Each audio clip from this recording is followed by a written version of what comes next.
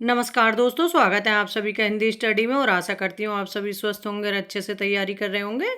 दोस्तों, हम आज देखेंगे कहानी के क्वेश्चन। ये अच्छे क्वेश्चन है, प्रतियोगिता साहित्य जो बुक है उससे हम ये क्वेश्चन कर रहे हैं।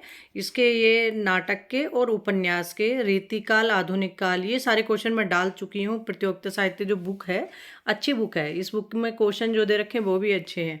तो मैं आप कहानी के क्वेश्चन कराऊंगी, इसके बाद आलोचना वाले क्वेश्चन कराऊंगी। ठीक है, स्टार्ट करते हैं अपनी क्लास।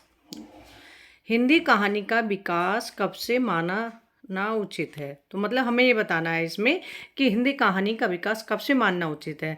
तो हिंदी कहानी का विकास इंदुमती से मानते हैं रामचंद्र शुक्ल जी। और इंदुमती कहानी किसकी है? किशोरीलाल गोस्वामी जी की।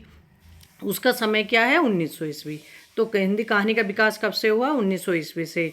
वैसे अगर पूछे कौन से युग से हुआ, तो द्विवेदी युग से। ठीक है, इसमें से किसे हिंदी की पहली कहानी माना जाता है? तो हिंदी की पहली कहानी किसे माना जाता है?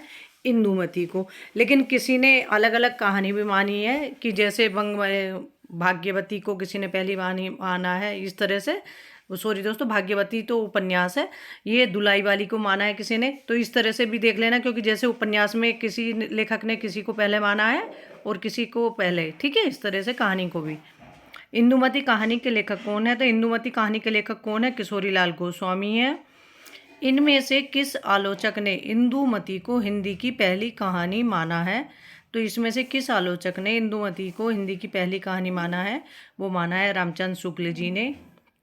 इंदुमती का प्रकाशन पहली बार सरस्वती पत्रिका में कब हुआ? तो इंदुमती का प्रकाशन पहली बार सरस्वती पत्रिका में कब हुआ था? 1900 ईस्वी को। शिवदान सिंह चौहान ने किस कहानी को शेक्सपियर के नाटक टेम्पेस्ट का अनुवाद बताया है? तो किस कहानी को बताया है शिवदान सिंह चौहान ने शेक्सपियर के नाटक टेम्पेस्ट का अनुवाद? वो बताया इंदुमती को। 11 वर्ष का समय कहानी के लेखक कौन है? तो 11 वर्ष कहानी के लेखक कौन है? ये हैं रामचंद्र शुक्ल। प्लेग की चुड़ैल, जो प्लेग की चुड़ैल है, कहानी के लेखक कौन है? इसके लेखक हैं लाला भगवान दीन। राधिका रमण प्रसाद सिंह की कहानी कानों में कंगना किस पत्रिका में प्रकाशित हुई थी? तो जो राधिका रमण प्रसाद, कानों में कंगना किसकी कहानी है? राधिका रमण प्रसाद सिंह की। और किस पत्रिका में प्रकाशित हुई थी? इंदु में। प्रसाद जी की कहानियाँ किस पत्रिका में छपती थी? तो प्रसाद जी की कहानियाँ किस पत्रिका में छपती थी? वो इंदु पत्रिका में। रक्षाबंधन कहानी के रचयिता कौन है? तो रक्षाबंधन कहानी किसकी है? विशंबरनाथ शर्मा कौशिक की। रक्षाबंधन हरिकृष्ण प्रेमी का नाटक है और राखी बंध भाई वृंदावन लाल वर्मा का उपन्यास है। ठीक है, इस तरह से ये अलग अलग दे रखी हैं। चंद्र शर्मा गुलेरी जी ने कुल कितनी कहानियाँ लिखी हैं? तो चंद्र शर्मा जी ने कुल कितनी कहानियाँ लिखी हैं? ये 3 लिखी है। चंद्र शर्मा जी की कहानी है बुद्धू का कांटा, सुखमय जीवन, वो उसने कहा था। 3 कहानियाँ लिखी हैं इन्होंने।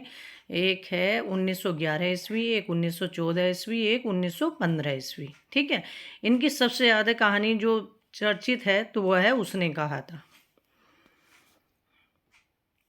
उसने कहा था कहानी के लेखक का नाम बताइए। तो उसने कहा था कहानी किसकी है? चंद्र शर्मा गुलेरी जी की। इनमें से कौन सी कहानी चंद्र शर्मा गुलेरी की है? तो कौन सी कहानी इसमें से चंद्र शर्मा गुलेरी जी की है? मैं अभी आपको बता ही रही थी। उसने कहा था, सुखमय जीवन, बुद्धू का कांटा, तीनों कहानियाँ चंद्र शर्मा गुलेरी जी की। उसने कहा था कहानी का प्रकाशन कब हुआ? तो ये हुआ 1915 ईस्वी में। आगे देखते हैं। प्रेमचंद पूर्व हिंदी कहानियों में सर्वश्रेष्ठ कहानी कौन सी है? तो प्रेमचंद पूर्व हिंदी कहानियों में सर्वश्रेष्ठ कहानी कौन सी है? वो है उसने कहा था चंद्र शर्मा गुलेरी जी की। उसने कहा था कहानी का मूल विषय क्या है? तो उसने कहा था कहानी का मूल विषय क्या है? आदर्श प्रेम जो त्याग और बलिदान के लिए प्रेरित करता है। प्रसाद जी का पहला कहानी संग्रह कौन छाया कब प्रकाशित हुआ? तो प्रसाद जी का कितने कहानी संग्रह हैं? 5। तो प्रसाद जी का पहला कहानी संग्रह कौन सा है? छाया। प्रतिध्वनि, आकाशदीप और इंद्रजाल, ये इस तरह से इनके कहानी संग्रह हैं। तो इसका छाया का प्रकाशन वर्ष कौन सा है? 1912 ईस्वी। हिंदी का कौन सा कहानीकार नवाब राय के नाम से उर्दू में लिखता था? तो हिंदी का कौन सा कहानीकार है जो नवाब राय से नाम से उर्दू में लिखता था? वो है प्रेमचंद। प्रेमचंद का कौन सा कहानी संग्रह अंग्रेज सरकार ने जब्त कर लिया था? तो अंग्रेज सरकार ने कौन सा कहानी संग्रह जब्त कर लिया था? तो प्रेमचंद का तो वो था सोजे वतन, और सोजे वतन में कितनी कहानी है? वो है 5।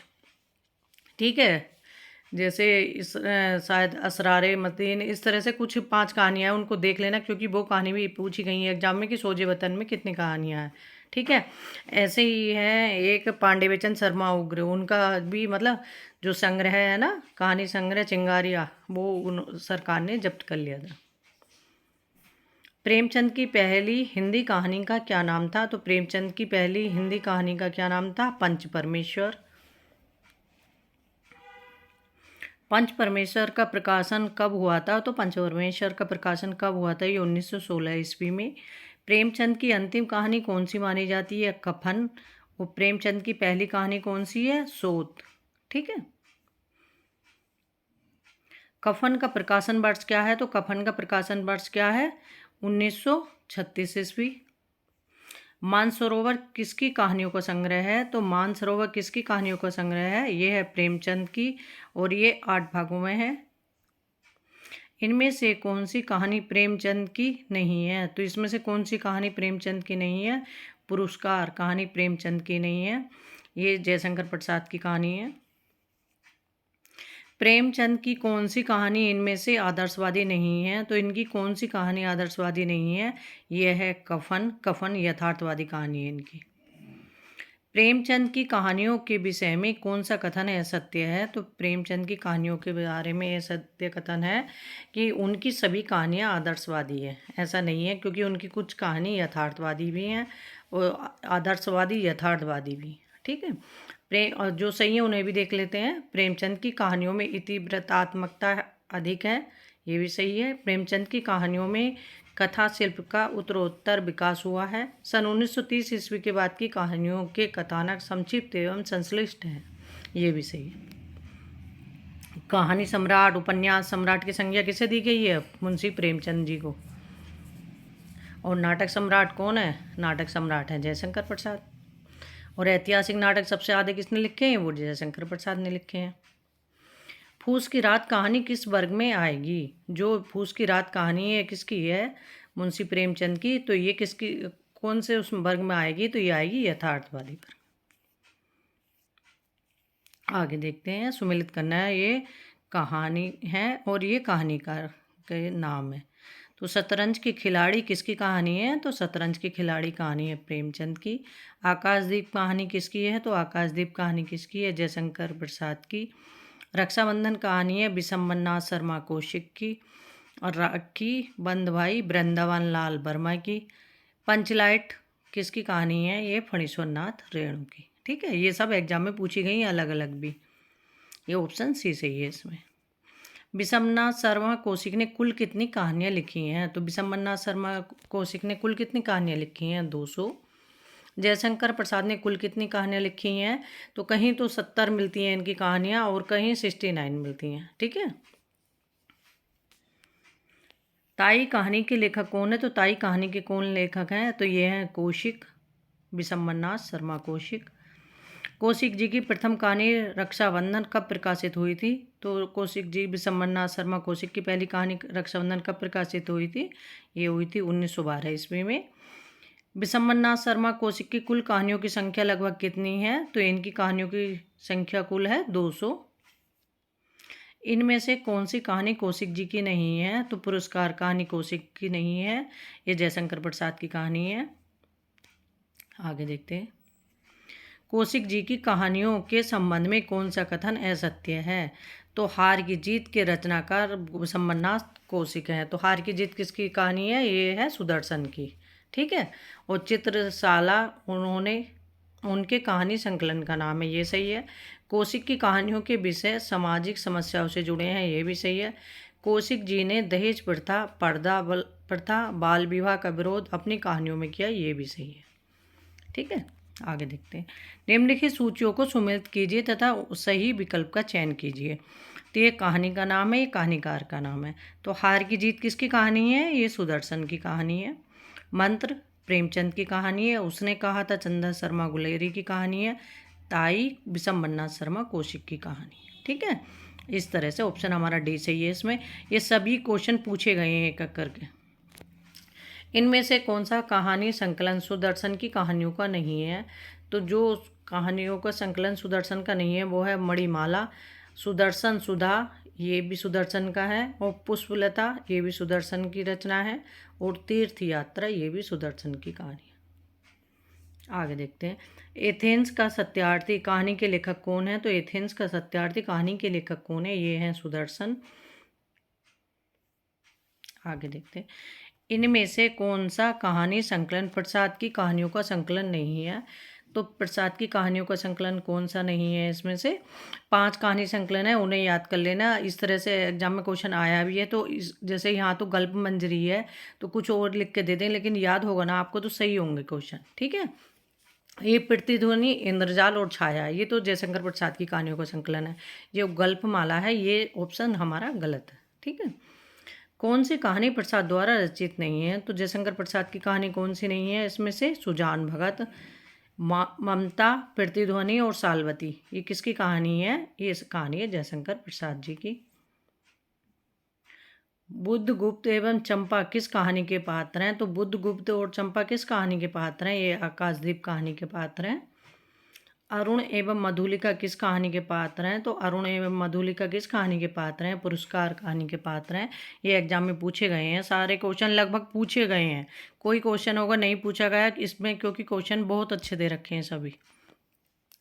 सिंहासनगढ़ विजय, सॉरी दोस्तों, सिंहगढ़ विजय, पन्नाधाय, रूठी रानी, अम्बपालिका कहानियों के रचयिता का नाम क्या है? तो वो है आचार्य चतुर्सेन शास्त्री। निशानियाँ और दो धारा किस लेखक के कहानी संग्रह के नाम है? तो ये है उपेंद्र नाथ दास के। प्रेमचंद युग का कौन सा कहानीकार सामाजिक यथार्थ को नग्न रूप में प्रस्तुत करने में सिद्धहस्त माना जाता है? तो वो है पांडे बेचन शर्मा उग्र। सतमी के बच्चे किसका कहानी संकलन है? तो सतमी के बच्चे कहानी संकलन किसका है? ये राहुल शंकरतायन का है। कानों में कंगना किसकी प्रसिद्ध कहानी है? तो कानों में कंगना किसकी प्रसिद्ध कहानी है? ये है राधिका रमण प्रसाद सिंह की। इनमें से कौन सा कहानी संग्रह पांडे बेचन शर्मा उग्र का नहीं है? तो कहानी कौमुदी ये पांडे बेचन शर्मा का नहीं है। प्रेमचंद युगीन कहानी की काल अवधि क्या है? तो प्रेमचंद युगीन कहानी की काल अवधि है 1916 से 1936 ईस्वी। ठीक है, छायावाद युग मान लो आप। ठीक है, इस तरह से। इनमें से किस लेखक की भाषा में लोकोक्तियों एवं मुहावरों का सटीक प्रयोग प्रचुरता से हुआ है? तो वो है प्रेमचंद। ठीक है, प्रेमचंद युगीन कहानी के संबंध में कौन सा तथ्य असत्य है? तो इसमें से बताना कौन सा तथ्य असत्य है प्रेमचंद युग कहानी में।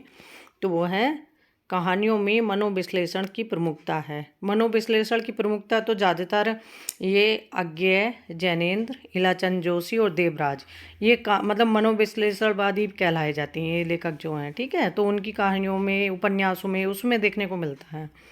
प्रेमचंद तो आदर्शवादी थे, ये यथार्थवादी थे। ठीक है, इनका जो सही है उन्हें देख लेते हैं। कहानी मानव जीवन से संबंध हो गई है, पारिवारिक, सामाजिक, राजनीतिक समस्याओं का चित्रण होने लगा है, व्यक्ति चरित्र एवं नारी की प्रमुखता दी जाने लगी है। प्रेमचंदोत्तर कहानी की समय अवधि क्या मानी जाती है? तो प्रेमचंदोत्तर कहानी की समय अवधि क्या मानी जाती है? 1936 से 1950 ईस्वी। क्योंकि कहानी का समय प्रेमचंद युग से बांटा गया, जैसे प्रेमचंद पूर्व, प्रेमचंद युग और प्रेमचंद उत्तर, इस तरह से कहानी का समय बटा हुआ है कि कहानी का समय किस किस तरह से है। ठीक है, ये हमारे कहानी के क्वेश्चन आज के कंप्लीट हो गए। इसके लगभग 2-3 पार्ट बनेंगे कहानी के। ये क्वेश्चन आपको कंप्लीट करा के जो आगे के क्वेश्चन भी करवाऊंगी। और आप मेरे चैनल पे पहली बार आए तो चैनल को सब्सक्राइब कर लेना, बेल आइकन को क्लिक कर लेना, जिससे आने वाली वीडियो को नोटिफिकेशन आपको मिल सके।